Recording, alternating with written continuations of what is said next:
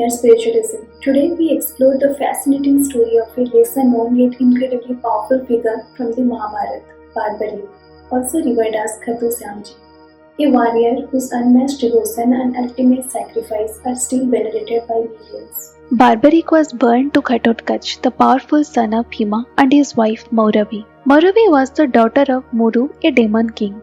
Since both of his parents came from a demon family, Barbarik inherited immense strength and warrior skills from a young age. Barbarik had received 3 celestial arrows known as Teen Ban from Lord Shiva himself. Each arrow was capable of unimaginable feats. The first arrow would mark everything he intended to destroy. The second would protect what he wanted to save. And the third would obliterate everything that had been marked for destruction.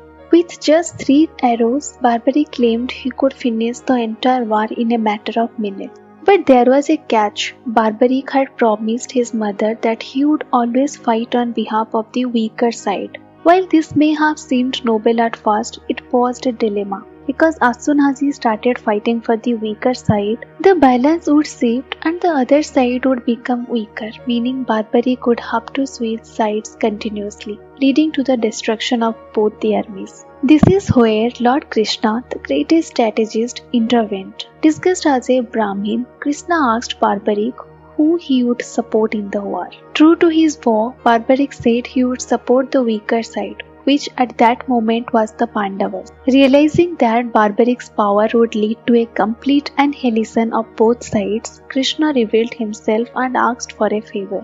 Krishna requested Barbarik's head in charity, explaining that such immense power in a battle like this would disturb the cosmic balance. Without hesitation, Barbarik agreed, but with one last wish, that he would be allowed to witness the greatest war. Touched by his sacrifice, Krishna granted his wish and placed Barbarik's severed head atop a hill overlooking Kurukshetra, from where it witnessed every moment of the battle. After the war ended, there was much debate among the Pandavas about who truly deserved credit for their victory.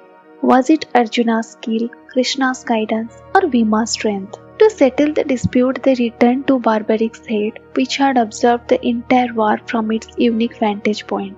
Barbarik's response was profound. I saw 2 things. The Sudarshan Chakra of the Krishna spinning across the battlefield, ensuring victory of Dharma, and Goddess Kali in her fierce form consuming the warriors who had abandoned righteousness. Barbarik's words highlighted the divine orchestration behind the battle, giving credit to higher powers that ensured justice prevailed. Now you may wonder how Barbarik, a warrior of Mahabharata, became Khatu Shyamji, the much revered deity of Rajasthan. After the war, Barbarik's head was buried and eventually forgotten. But centuries later, in the small village of Khatu, a miracle occurred. According to legend, a cow began offering milk on the ground where Barbarik's head was buried. When villagers dug at that spot, they found his head still intact after thousands of years. This miraculous event led to the construction of the famous Khatu Shyamji temple, where Barbarik's head is now worshipped as an embodiment of Lord Krishna. Krishna had blessed Barbarik before the war, promising that in the age of Kali Yuga, he would be worshipped by the name Shyam, which symbolized the dark complexion of Krishna. Barbarik's story is more than just a tale of warfare. His sacrifice teaches us about humility, surrender, and the realization that even the greatest power must bow to the cosmic order.